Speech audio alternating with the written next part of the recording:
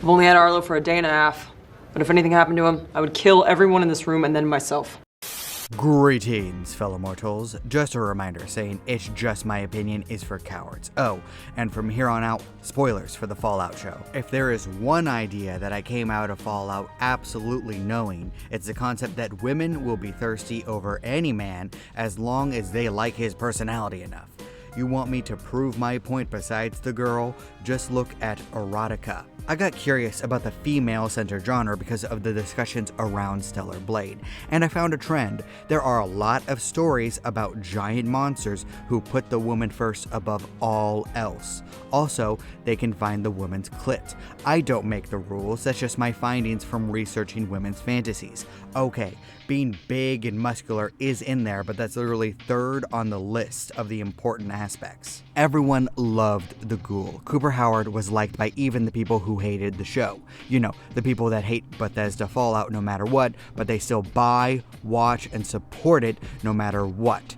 In fact, they do it just as much as anyone else, maybe even more so. But Cooper was the common ground for everyone.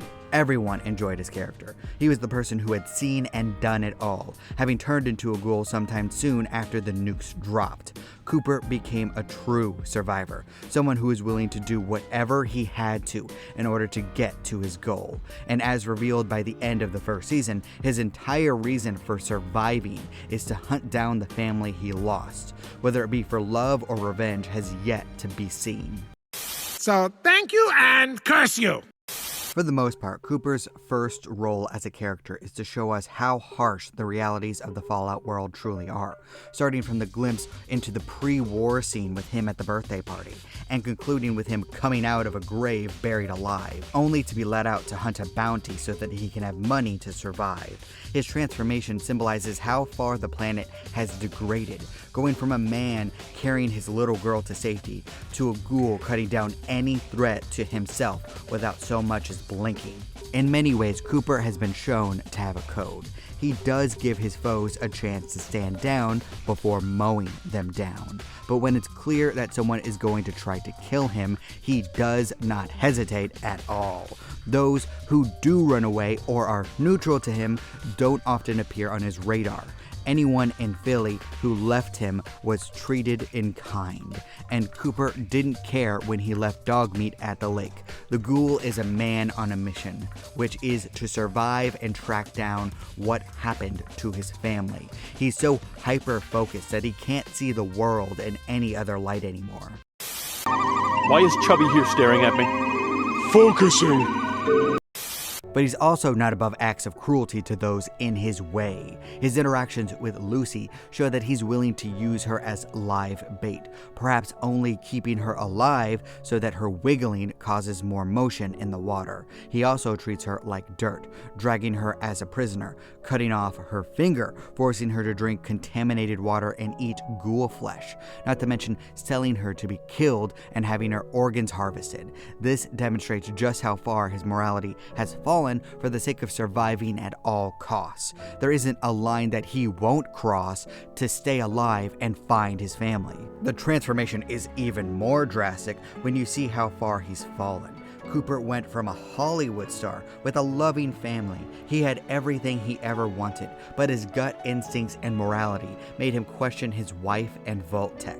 His sense of right and wrong went from confronting his family to selling an innocent girl for drugs to keep himself alive. Pre-war, Cooper even questioned his fictional character doing something morally gray. Plus, he had an issue with dogs not being allowed in the vaults and surviving the apocalypse with the humans. Compare that to how he dismisses dog meat as soon as dog meat was no longer useful for him.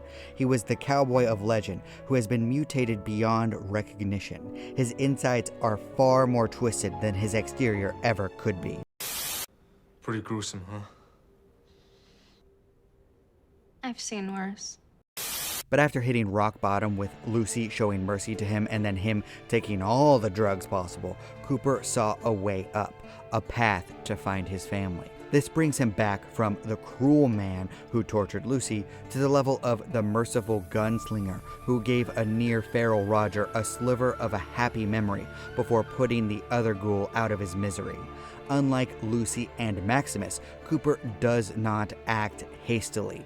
He's charismatic and cunning, knowing just the right thing to say to get a rise out of people who are in much stronger positions than him. He can use his words and actions to get much better results than the stumbling Maximus. He also makes sure to get all of the information possible.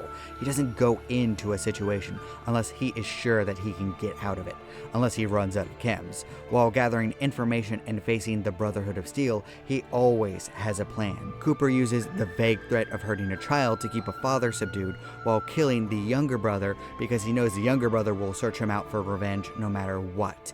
It didn't have to do with malice, it had to do with practicality. Cooper was also smart enough to use the lights to his advantage with the Brotherhood of Steel, and he also caught on quick with dog meat, knowing that the dog will lead him to his goal every single time. Cooper is a max level character with all of his stats raised to their peak. If he didn't look like a ghoul, he might even be able to talk his way out of almost every situation. This isn't Cuddy. Your Jedi mind tricks won't work here. These aren't the droids you're looking for. Everything comes to a head when the Ghoul and Lucy reunite once more. Despite their previously antagonistic relationship, they have shown each other a lot. Cooper made Lucy realize how far the world has truly fallen, but Lucy has shown Cooper a glimpse of real humanity once again. While their feelings about each other are complicated, they are both quick to agree to work together, seeing that they will help each other with their common goal. Cooper being an expert survivor of the wasteland, Lucy being Hank McClane's weakness, along with her perhaps creating a spark in Howard that makes him want to be a little bit of a better person. Their partnership is even punctuated by Lucy mimicking Cooper's actions earlier in the show. When she raises her gun, Lucy shoots her feral, ghoulified mother in the head, showing the woman mercy after being a wild sack of radiated meat for a decade. It's a symbol that the duo are now on the same page, even if their relationship isn't great. Their promised journey together is one of the things that's supposed to draw the audience in further, a promise that season 2 will give the crowd something that they want. It's a very smart writing tactic, taking the most developed character and permanently teaming them with the person who will obviously be the fan favorite. Think of it like Rick Grimes and Daryl Dixon. Don't. Please don't. Much of Cooper's development and story are shown through flashbacks. His fall from grace with Hollywood, his wife, and Vault-Tec come because he believed in doing the right thing. The complete opposite is shown 200 years later, with him being a max-level badass who can survive anything. There's an automatic wish from the audience for him to be better, plus a lot of sympathy because of how he once put ethics and his daughter's safety first, especially because it's hinted that he did in fact allow her to go into a vault to survive. I'm very interested in seeing the truth behind those circumstances. In many ways, Cooper Howard is the world of Fallout itself symbolized, being dark and gritty and brutal, but also being fun, smart, and hilarious. You want to watch him, but you know in your gut that something is wrong. As a character, Cooper's writing is phenomenal. Without revealing everything, the show demonstrated who he was and what he wanted perfectly. But now the real question will be if he can manage to regain a bit of his moral compass with Lucy around, or will he drag her down to the level of surviving at all costs?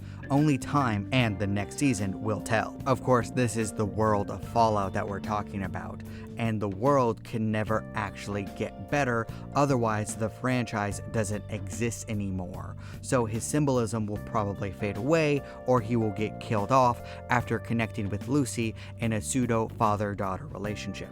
Because what's better than a franchise constantly criticizing capitalism by doing the most capitalist things ever? Don't forget, this message of how evil billion-dollar corporations can be comes to us from our corpo masters at Amazon. Yay! You're welcome to disagree with all this. That's fine. After all, everyone is entitled to their objectively wrong opinion.